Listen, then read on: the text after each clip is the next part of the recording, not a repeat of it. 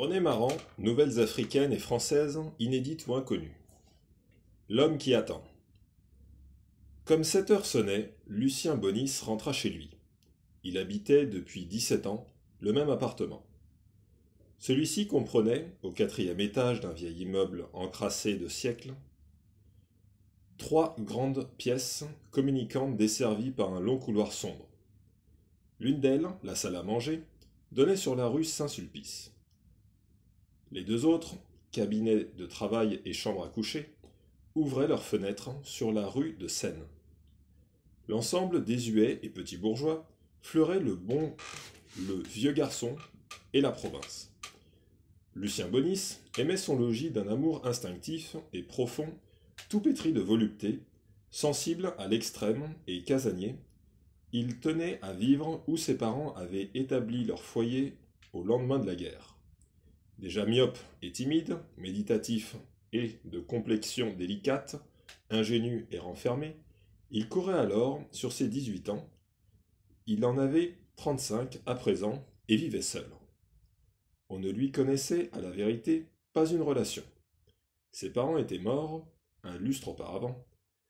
Une mauvaise grippe les avait paumés tous deux, en moins de 3 semaines d'intervalle, au cours de sa rafle saisonnière. Tout autre que Lucien Bonis n'eut rien eu de plus pressé que de déguerpir un intérieur si durement éprouvé du destin. Il n'avait pas songé à le faire. Changer si peu que ce soit de ses habitudes quotidiennes l'eût bouleversé. Il n'était pas de ces gens qui déménagent pour un oui, pour un non. Il fallait avoir perdu tout respect de soi-même pour en arriver là.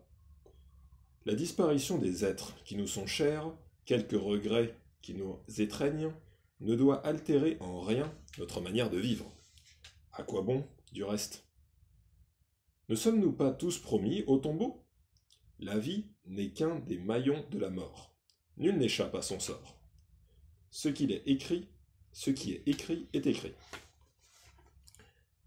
Il avait par conséquent hérité de loyer, le loyer de ses parents, comme il avait hérité leurs biens, et s'était rendu compte, en remplissant les formalités requises à cet effet, d'une vérité vieille comme le monde. La mort ne les avait déliés de lui qu'en apparence. Les siens ne l'avaient pas quitté pour toujours. Il les sentait à ses côtés.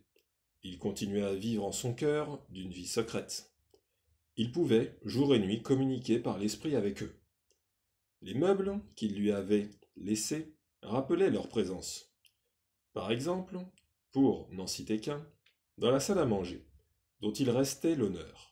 Le grand buffet brossant, aux panneaux clairs, en loupe de frêne et aux encadrements de bois foncé, c'est tout juste s'il n'eût pas commettre un sacrilège en se débarrassant de leur chambre à coucher devenue inutile. Il atermoya bien des mois avant de se décider à le faire, mais s'y résolut enfin. Un brocanteur acheta pour une bouchée de pain l'armoire à glace. Le lit de palissandre prit bientôt le même chemin, et vint le tour de la machine à coudre. 3 fauteuils en cuir, un grand bureau, 2 classeurs et un divan-lit remplacèrent les objets vendus. Le divan-lit fut inséré dans le coin de la pièce attenant au couloir. Des rayons chargés de livres, de tout format, envahirent progressivement le mur des 3 autres.